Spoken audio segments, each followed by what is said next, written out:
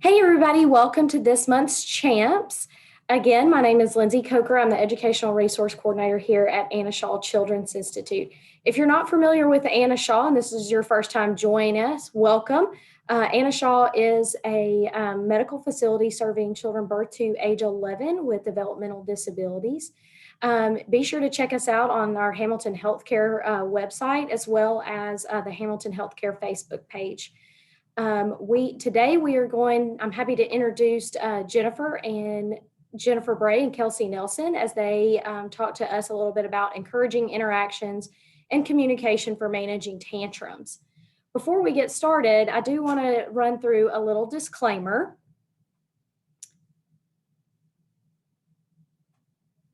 So again, this presentation in no way seeks to diagnose or treat illness or to replace professional medical care. So please see your physician if you have a health problem. If you are experiencing a medical emergency, of course, call 911 or go directly to your nearest emergency department. But I also want to mention that this presentation is being recorded and Hamilton and their affiliates may replay this presentation on an ongoing basis for promotional and educational purposes. So be sure, if you disclose protected health information here in the comments on our Facebook Live or on our website, it may no longer be protected by federal privacy regulations. So really the most important takeaway of that is we want to protect our kiddos and their confidential information. So if you have personal questions or specific questions to your child, you can direct those to me. You feel free to email me at lcoker@hhcs.org. or just reach out to us here at Anna Shaw. Our number is 706-226-8900. Now on to the fun part. I would like to introduce Jennifer Bray. She is our social worker here on staff at Anna Shaw. And then we'll hear from Kelsey Nelson here in just a little bit on encouraging communication and managing tantrums. Hi, everyone. I hope everybody's having a great afternoon. First, I just wanted to share one of my favorite quotes while working with families. Every child needs one person who is crazy about him, by Yuri Bronfenbrenner. The first thing I want to do is show a video. It is on the 0 to 3 website. And it just shows an infant's reaction when the adult is talking to them versus when they're not talking to them. And if you'll watch closely, you can pick up on communication that's coming from the baby when she stops talking to him and then also when she starts talking to him. So it just shows that babies have a lot of communication going on before they can even talk.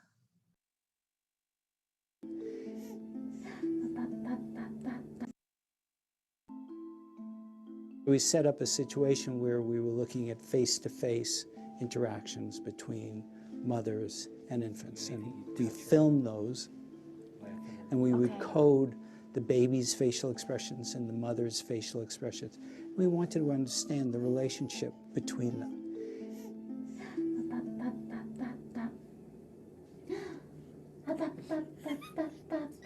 After a period of playing and engagement with the infant, we then signaled the mother to hold a still face, to not use her hands, to not talk, and just look straight ahead. And the effects on the infant were really quite dramatic. Right away, almost every infant picks up that the mother is no longer responding.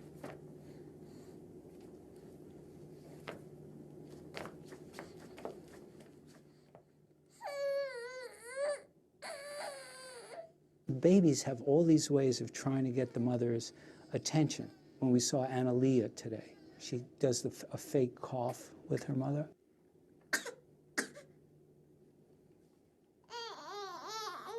They may start self-comforting by sucking on their hand. They may lose postural control, and they become increasingly withdrawn. If we can see these kinds of effects in 2 minutes, one can begin to think about the child who comes from a neglectful home. If that experience is not changed, if the child's experience of chronic stress does not improve, then that brain can have long-term behavioral consequences. Okay, play with her again. Okay. Hi, Amelia. Hi. Well, the good news here is that the brain's openness to experience endures for a surprisingly long time. Sometimes we talk about the brain's plasticity. And the term plasticity draws our attention to the continued malleability of the brain, the fact that the brain is not a finished product and will not be for many years. It means, therefore, that the brain continues to adapt to new experience. So we have learned a lot in the last 10 years. And the core team's project is using that science and applying it in effective ways in devising interventions for some of the most at-risk children in our society. First, we're going to talk about ways adults can encourage communication and interactions with their child. One of the first things is to set the stage for interaction. You want to position yourself in front of your child so it's easy to watch each other and have common focus. When you're close by and looking at what your child is looking at, it increases the chance for a learning moment. If needed, physically support the child in order to set the stage for interaction, whatever it takes to get on their same level. The next thing is to maintain child's interest and attention. Change the pitch of your voice and be animated. It's great to use everyday activities to strengthen communication, but it's also great just to have activities that are just for fun. The next thing is to establish turn-taking roles. You can encourage initiation by giving your child time to respond. Even infants can respond to communication in some way. Kicking, squealing, smiling, and even crying are all ways to communicate. By allowing time for your child to respond, you will set up the back and forth model of communication for your child their entire life.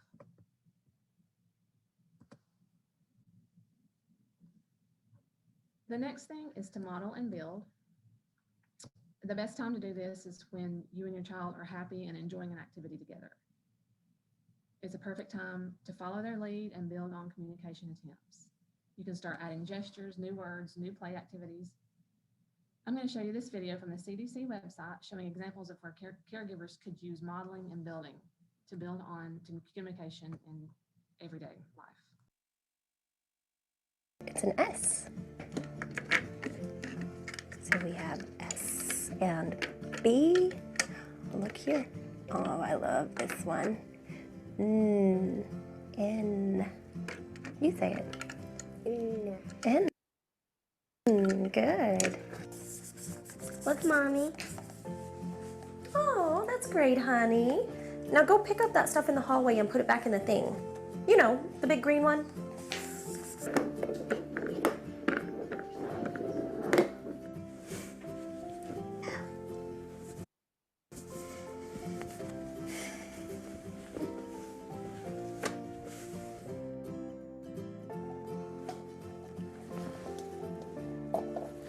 Thanks.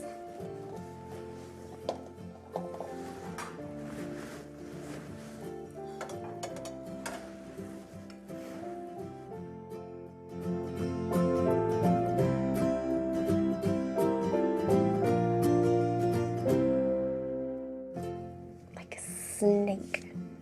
You see it? It's an S. So we have S and B. Look here. Oh, I love this one. N. You say it. N. Good. Look, Mommy. Oh, that's great, honey. Now go pick up that stuff in the hallway and put it back in the thing. You know, the big green one.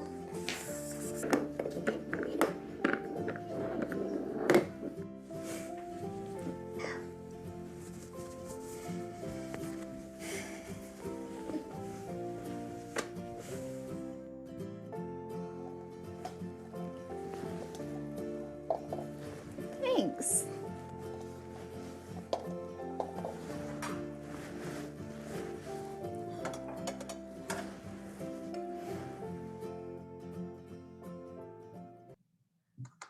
Hi, this is Kelsey Nelson. I'm the BCBA Board Certified Behavior Analyst at Anna Shaw. I'm just going to go over kind of the purpose of a tantrum and some ways that we can kind of try to stop them before they start. The purpose of a tantrum or frustration due to inability to communicate needs and wants. So if they don't have the words to verbalize what they want, sometimes they'll resort to hitting or biting, hitting themselves, things like that, to try to get what they want. The child is also experiencing big emotions that they haven't ever had to deal with before. So children don't have the life experience yet to distinguish between a small problem and a huge major problem. So these are learning moments for them. A tantrum can be caused by sensory issues and other stressors in the environment. So a loud noise or just outside anxieties that a lot of people can sometimes cause a tantrum just because they're so overwhelmed.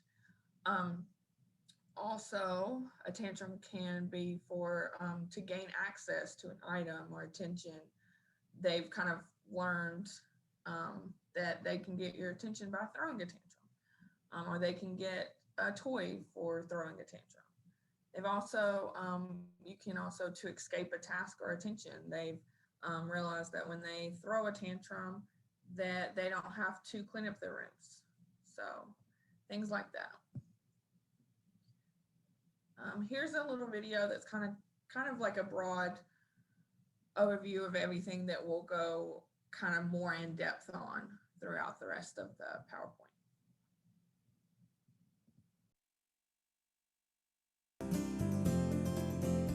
Toddlers are just beginning to use and understand language, so they have a much more limited vocabulary than adults, and they're pretty easily frustrated. So when you combine those two things, a tantrum is the likely outcome. The first thing that I think to keep in mind with really any sort of issue in toddlers is to make sure that your child is well rested and not hungry. So kids who are tired and hungry just really have a hard time managing their emotions and managing their reactions. When possible, give them choices. Kids are really striving for independence at this age, and so if we can allow them some choice in their life, do you want to read before you get in the bath or after you get in the bath? Do you want to have the strawberry shampoo or the pineapple shampoo? Incorporate them in the process by giving them some choices about the things that they have to do. Another way to prevent a tantrum from occurring is to really think carefully before you give a toddler a no answer. As adults, we're prone to just quickly say no because it's a convenience for us. We don't want to have to go out and get the Play-Doh set up for our toddler, so we'll say no. But it's really important to stop and think before you say no and really think, why am I saying no to this? And is this something I can say yes to? It's important for kids to hear no answers sometimes, but if they hear a lot more yeses, it'll be easy for them to accept those no's when they do happen. So this is a hard thing to do, but the best thing that parents can do is to ignore the tantrum. The kid is frustrated, and that's okay, and what they need to do is just get themselves calm. Trying to tell a child to calm down is often counterproductive, and if adults think about when they're frustrated or irritated or angry, and another adult tells them to calm down, that often doesn't result in calming, that results in more anger. It's the same for kids. We just need to let the tantrum ride out, and then when it ends, praise calming down. One thing that parents should try to avoid doing is giving into the tantrum. So if the tantrum resulted from being told no, don't change that to yes. If the tantrum resulted from being given an instruction that they didn't want to do, don't do the instruction for the child. We really want to let the child be frustrated, get calm, and then try again.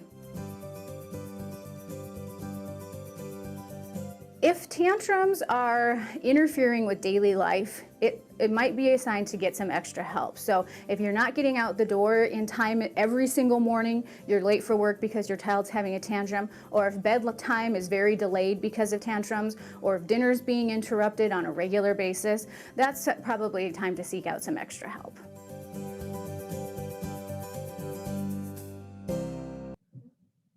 So now we'll kind of just go over some things that she said in the video, kind of more in depth. Trying to prevent tantrums in the first place, not necessarily just giving your child whatever they want, but just some ways that could easily be avoided by just a few simple things. So first, be present. So when you're with your child, playing or whatever, just make sure you're like in that moment instead of playing on your phone or something. Also praise appropriate behaviors. So say you've been playing with your child and you just go sit on the couch and you want to play on your phone for a little bit, just make sure you're also like praising them for playing appropriately by themselves, things like that. Have a plan when you go out, kind of so they can kind of know what's next. Sometimes a tantrum may start because they don't know what's coming next. So it's kind of nice to know what you guys are all going to do and where all you have to go. Talk about your feelings and how to respond to them. These are, like I said, learning opportunities for a lot of children. So being able to talk about those feelings and how you should deal with them in an appropriate way will help them in the future deal with those. Some other ways to help prevent tantrums is clear and concise instructions. So you want to give very basic and 1-2 kind of instructions, as opposed to, hey, can you go get this pencil off the table in there? That's like, it's a lot of instructions at once. So just very clear, like, hey, can you go get the green pillow off the couch? And then when they come back and you want them to do something else, give it that way. Visual schedules to help with transition. So sometimes just being able to look at a picture that's like, hey, we're going to go brush our teeth and then we're going to get in the bath, and just knowing what's going to be next, but not just knowing it, but seeing it sometimes helps. Warnings when transitioning. So say you want them to play 10 minutes left on the Xbox or something like that. So you have 10 minutes. When it gets 5 minutes left, hey, you only have 5 minutes left, then we're going to put the Xbox away. 2 minutes, hey, we're going to put the Xbox away in 2 minutes. And then when it gets there, okay, it's time to put the Xbox up. Sometimes just having those warnings, especially when you're consistently giving those warnings, will help cut back on some of those tantrums. Do versus don't instructions. So telling them what to do, not what not to do. So instead of saying, hey, don't run, you can say, we use our walking feet, or let's walk to the room. And also be consistent. So kids need to know what is expected from them. And so if those expectations are constantly changing, it's kind of hard to know for them to know what you want them to do. So just be consistent. Also giving choices when it's an option. So say you have to do something, if there's an option for like, hey, do you want to go eat first, or do you want to go to this grocery store first? Just kind of things like that can help them have like they feel like they have a little more control in the situation. Avoid hunger and make sure they're well rested. Those are two things that can't really fix. So unless you feed them or let them sleep longer. So just those will also kind of impact tantrums. Choose your battles. Just make sure you don't have to fight every single battle. If you're tired, you're having a bad day, just try not to give that demand in the first place, so you don't have to follow through with it. Just if you're having a bad day, just kind of let the little things slide. You don't have to fight every single one. Also be aware of sensory issues. So if you have a kid that's sensitive to noise or a texture or crowds, just being aware of those can kind of help in the future. We can also redirect. So a lot of distraction almost. So your kid wants this one toy, but it's not available. So trying to distract them with another toy helps. Request desirable behavior. So instead of yelling and screaming, mom, mom, mom, having them tap your shoulder or something like that. Model better behavior. So they're gonna imitate what you do. So being able to also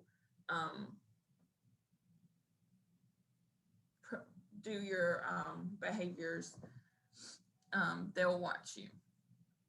Make substitutions where you can. So if something's not available, telling them what is available.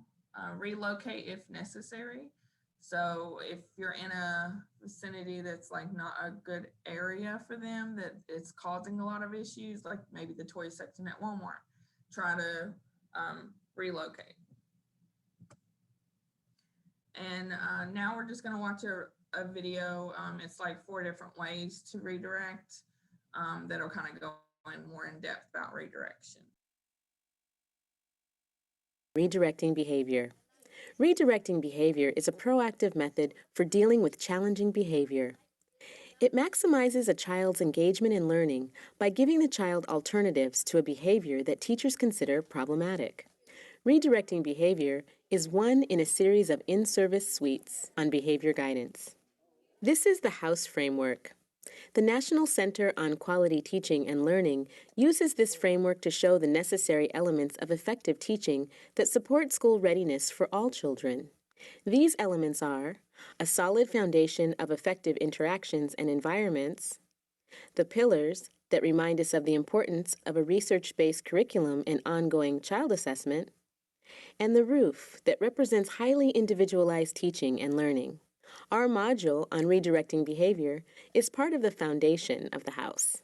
Now, let's see what redirecting behavior looks like and learn different ways to use this method in preschool classrooms. Redirecting behavior helps to increase a child's engagement in learning by preventing problem behavior in the first place and by avoiding the escalation of problematic or challenging behavior. That means teachers use redirecting before the behavior gets out of hand.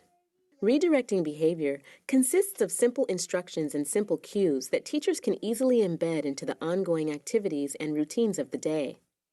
Teachers can use redirecting behavior along with classroom rules and clear expectations to help maintain a well-organized and productive learning environment.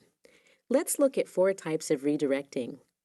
Teachers can redirect verbally, physically, with a cue, or by redirecting the child's attention.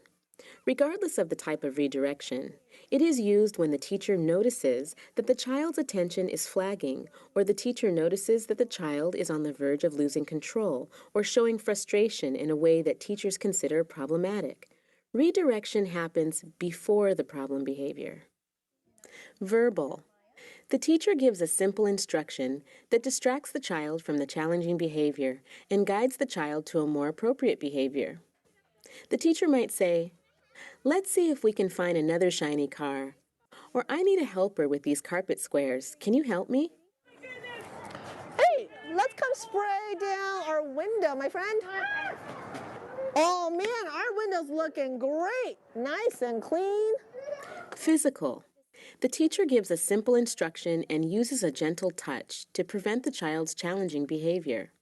The gentle touch interrupts the child's behavior, and in that pause, the teacher guides the child to a more appropriate behavior. Can he look up? Let's wait until she answers our question. Ask her again. Can he see them? Oh, thank you. That was very nice of you.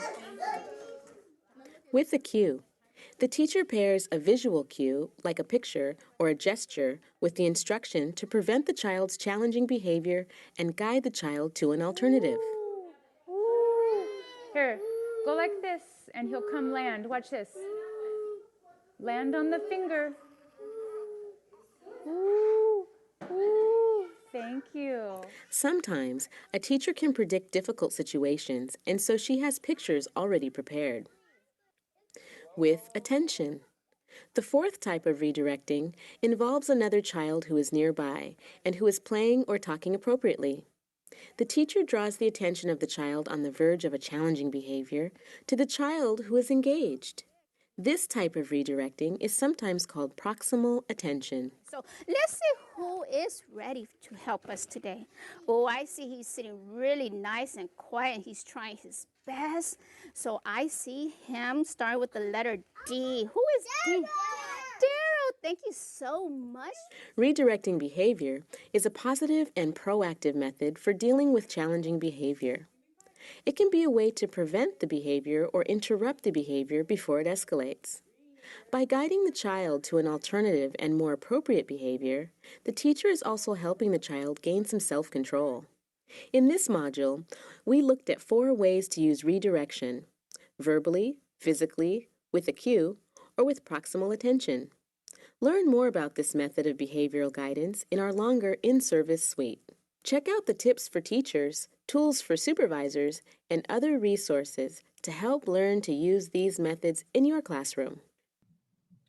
Right, the next little video is just going to be an attention-seeking tantrum. So you'll notice the child following the parents, just falling to the ground, crying, looking for that attention.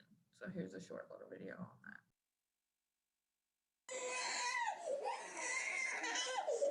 Come on, Paul's watching.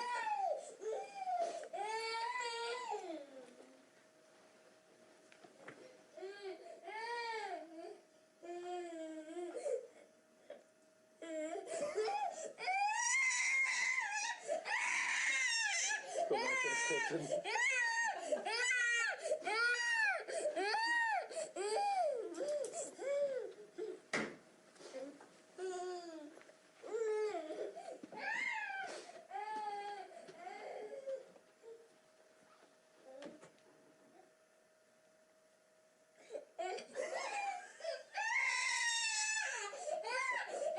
Go back to the living room.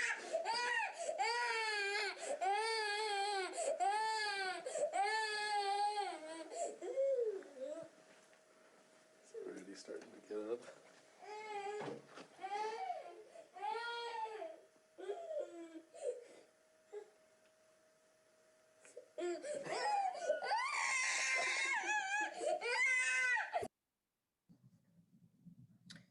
All right, and just some ways to cope with tantrums. Stay neutral, so try not to let the frustration or anger show on your face.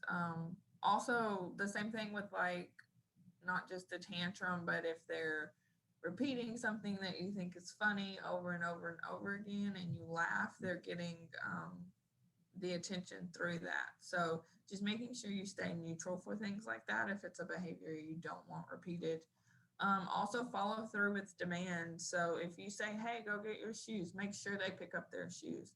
Because after so many times of you saying, hey, go pick up your shoes, but then they don't do it, nothing happens, they're just not going to pick up their shoes or follow any other demands because they're aware that you may not follow through with that. Walking away and ignoring when you can. So just like that video showed, the caregivers kept walking away from him, just to kind of not give in to that tantrum, not give attention to that tantrum. Obviously, if you have a kid that is injuring themselves some way or climbing on things, it wouldn't be best to walk away from a situation like that, but maybe avert your eye contact and turn away from them, but be within arm's reach. So for safety concerns, try not to bribe. So, hey, if you stop crying, I'll give you this M&M, kind of things like that. Then they may just cry just to get an M&M in the future. So things like, hey, you can work for M&Ms, but you have to have nice hands and a big boy voice, big girl voice until for 5 minutes, and then you can earn a M&M or a treat or something like that. Let them get it out. Sometimes tantrums are just a way a child can deal with these emotions that they're dealing with. So it's just a natural stage of a child's learning experience. So just letting them cry it out. Don't engage. So don't try to, oh, calm down. So they're just getting attention and other things. So just kind of ignoring it the best you can. If you're having a bad day and you don't think you can handle the tantrum, tag out. Let someone else take over if it's too much for you, if you're getting frustrated too easily. These techniques can be used with all children.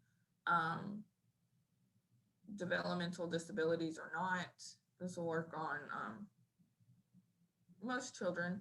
But if a tantrum lasts over an hour or frequent throughout the day, consider individualized professional help. Specifically, speaking of ABA therapy, it's we look at how you handle a behavior is determined by the function of that behavior. So what they are getting out of it to what's maintaining it. Figuring out the function for us is necessary so that the behavior does not become more harmful or more extreme. And there can be multiple functions for one behavior. When a tantrum's over, just let it be over. So don't rehash it or continue to talk about the tantrum or the behavior that led to it. Basically, don't hold a grudge for your child throwing that tantrum. Give the child a new slate and an opportunity to start fresh. And if you feel an explanation or discussion is needed, keep it brief. So simply like, hey, you could have dealt with your feelings differently. You could have done this, but then move on. And children usually bounce right back after a tantrum. So it's okay for you to bounce back as well. And that's kind of the presentation to kind of help deal with some tantrums. We used Baby Navigator 0 to 3, a bunch of ABA principles. So yeah, that's all I have.